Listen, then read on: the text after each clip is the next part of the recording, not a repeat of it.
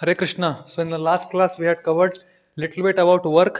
वो एक क्वेश्चन कराया था जिसमें एक पिस्टन था और हम फोर्स लगा रहे थे और एटमॉस्फेरिक प्रेशर भी लग रहा था and we were suppose to find the work done by the gas. ये उसी का कंटिन्यूएशन है, फटाक से देखते हैं, है ना। वर्क पूरा ढंग से समझ में आना चाहिए कि वर्क डन का वही तीन फॉर्मूला पे ही सब कुछ काम करेगा। Work done equal to integral P D V, pressure constant है तो पी डेल्टा वी, और लास्ट में क्या पड़ा था वर्क डन का, एरिया अंडर पीवी ग्राफ, या फिर वर्क डन वहां से भी निकाल सकते हैं। कहां से? फर्स्ट लॉ ऑफ थर्मोडायनामिक्स से। यही चार तरीका है वर्क डन निकालने का। तो अगर वो क्वेश्चन क्लियर था पिस्टन वाला, तो मैं एक और क्वेश्चन देता हूं आपको यहाँ पे। चौथा क्वेश्चन, लेट अस से फॉर एग्जांपल ऐसा करके अपना अरेंजमेंट है एंड यहाँ पे एक पिस्टन लगा हुआ है, ठीक है। पिस्टन मासलेस है। ध्यान से क्वेश्चन को समझ लेना। मासलेस का क्या सिग्निफिकेंस है, लास्ट क्वेश्चन में वहां पे जो हमने किया था वर्क में वहां बताया था। यहाँ पर एक स्प्रिंग अटैच्ड है और यहाँ पे एक मास एम रखा हुआ है, ठीक है। फ्रिक्शनलेस है सब कुछ, एवरीथिंग इज फ्रिक्शनलेस, और spring has a natural length at this moment. Spring has a natural length at this moment, spring constant k है, and here the gas is there. Here the gas is there. Question है कि जब ये gas expand करेगा such that this length increases by x not, find the work done by the gas. थोड़ा smartly calculate करना वरना समझ में। ये मासलेस है पिस्टन, इस चीज का ध्यान रखियो। और find the work done by the gas when this extends ऊपर के तरफ by X not. Gas basically expand किया है, you have to find the work done, ठीक है।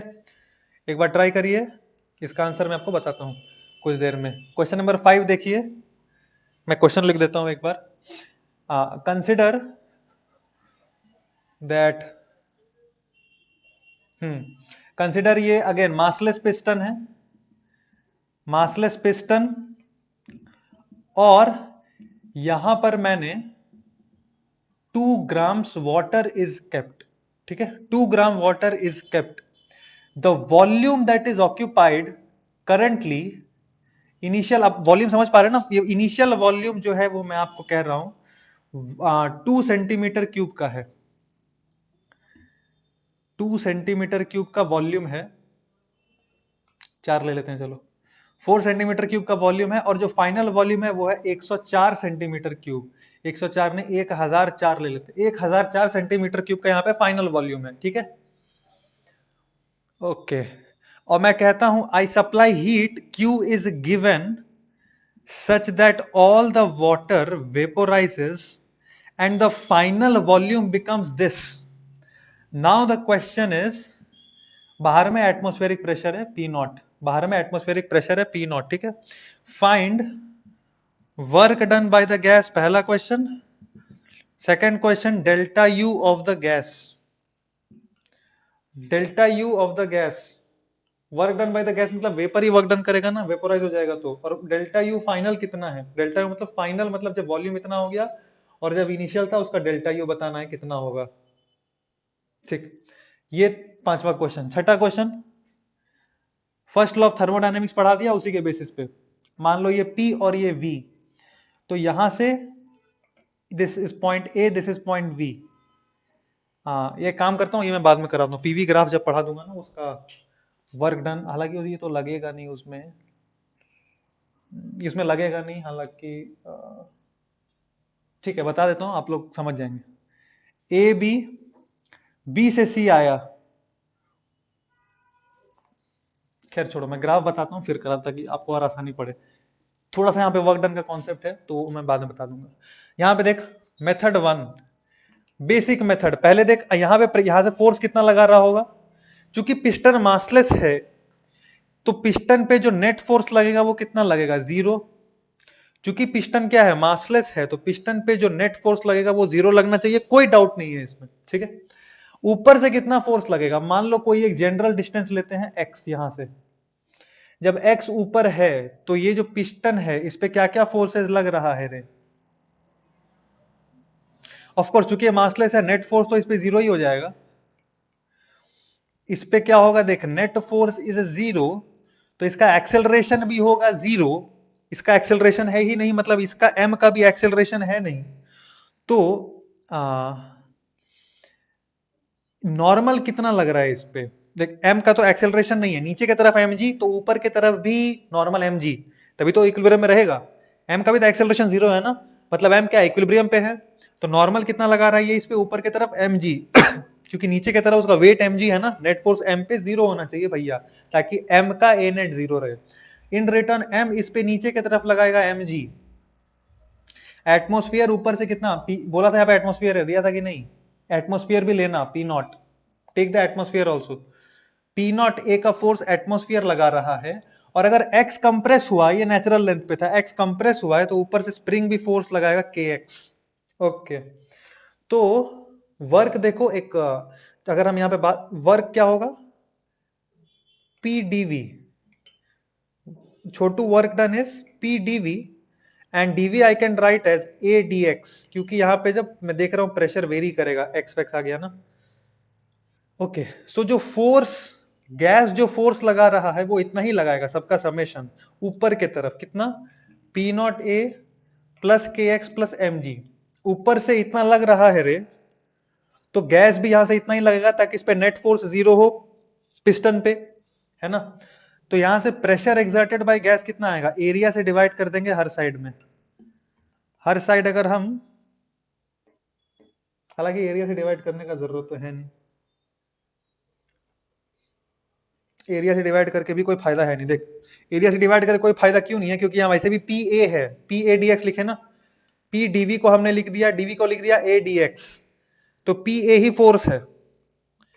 फोर्स किसका फोर्स है, ये गैस का फोर्स एक्सर्टेड बाय गैस, तो इसीलिए पी ए को डायरेक्ट ये इंटू डी एक्स कर देते हैं, समझ रहे हैं आप, पी ए को लिख देंगे एफ, एफ डी एक्स, तो एफ डी एक्स लिखेंगे तो P naught A plus K X plus M G D X, and x varies from 0 to x naught, so this will be P naught A x naught plus K X naught square by 2 plus M G X naught, this is the work done by the gas, work done by the gas इतना है, expand हो रहा है, positive आया ये, ठीक है। Method 1, method 2 मैंने सिखाया था, वर्क एनर्जी थ्योरम अप्लाई कर सकते हैं आप।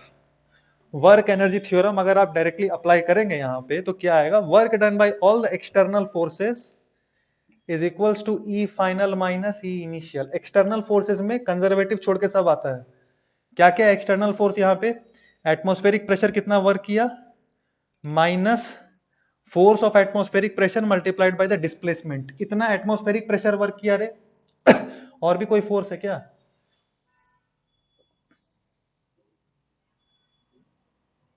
ये जो m इस पे फोर्स लगा रहा है वो नॉर्मल फोर्स है, mg का कोई यहाँ पे रोल नहीं है, तो ये जो फोर्स लगा रहा है पिस्टन पे नीचे की तरफ mg, it's an external force, ये कितना वर्क करेगा, minus M G X not, तो उसका वर्क भी हुआ minus M G X not. और भी कुछ है क्या, नहीं, पी नॉट हो गया, उसका एक नॉर्मल हो गया बस, और स्प्रिंग फोर्स, स्प्रिंग फोर्स तो इधर आएगा, so this is final mechanical energy. तो यहां से अगर यहां पर उठ के गया, नॉर्मल अगर नॉर्मल का वर्क डन यहां पे आपने कंसिडर कर लिया, नहीं नहीं नहीं नहीं नहीं, गड़बड़ हो गया, देख ये सिस्टम पे लिखते हैं, ये किस पे लिखते हैं हम, सिस्टम पे, राइट, ये जो हम वर्क एनर्जी थ्योरम लगाते हैं सिस्टम पे लगाते हैं, so work done by external, external force यही है एकमात्र सिस्टम के ऊपर में, सिस्टम क्या है, ये एम, ये और स्प्रिंग, ये पूरा सिस्टम में आ जाएगा, तो सिस्टम पे सिर्फ एक एटमॉस्फेरिक प्रेशर ही लग रहा है, और final mechanical energy of the system, जब ये यहां से एक्स नॉट ऊपर उठेगा तो सिस्टम का final mechanical energy, potential energy कितना हो जाएगा, एम जी, इस एम का पोटेंशियल एनर्जी बढ़ेगा एम जी एक्स नॉट से, स्प्रिंग का पोटेंशियल एनर्जी बढ़ जाएगा हाफ के एक्स नॉट स्क्वायर से, माइनस इनिशियल एनर्जी कितना था, 0।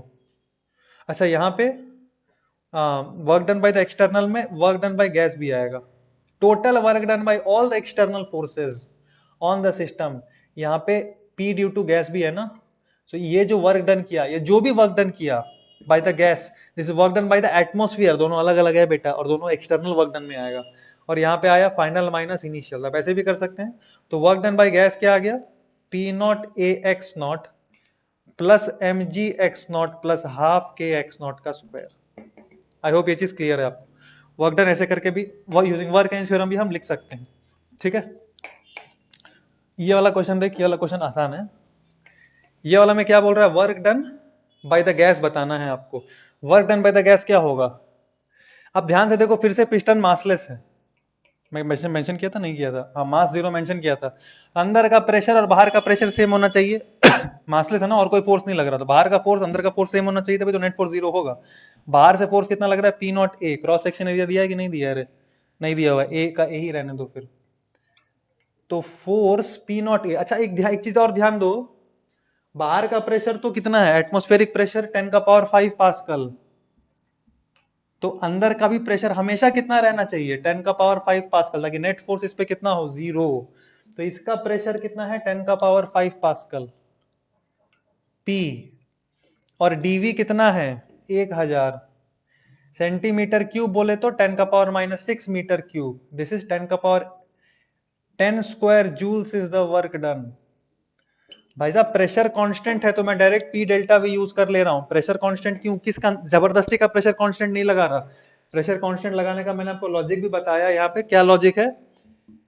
बाहर का जो ये जो फोर्स लगा रहा है इस पिस्टन पे, और यहाँ से जो फोर्स लगा रहा है, सेम रहना चाहिए, क्योंकि नेट फोर्स पिस्टन पे जीरो होना चाहिए। या मास रख देते तो फिर कुछ और हो जाता। मास रख देते तो फिर प्रेशर निकाल, प्रेशर ऑफ द गैस देखते अगर कांस्टेंट है क्या, प्रेशर ऑफ गैस अभी भी कांस्टेंट आता। क्यों? प्रेशर ऑफ द गैस क्या था? P naught plus M G force by A, इतना आ जाता तो भी कांस्टेंट आता। उसके साथ कोई एरिया पता होना चाहिए था। यहाँ तो एरिया बताया नहीं, तो आंसर आ भी जा रहा है। हालांकि डेल्टा भी डायरेक्टली दिया हुआ है आपको, तो परेशान होने का जरूरत नहीं। पहला चीज वर्क डन आ गया। दूसरा, delta U of the gas. Delta U कैसे निकालेंगे? Q equals to W plus delta U. Q का वैल्यू कितना है? All the water will vaporise. 2 gram water vaporise होने में कितना लगेगा रे?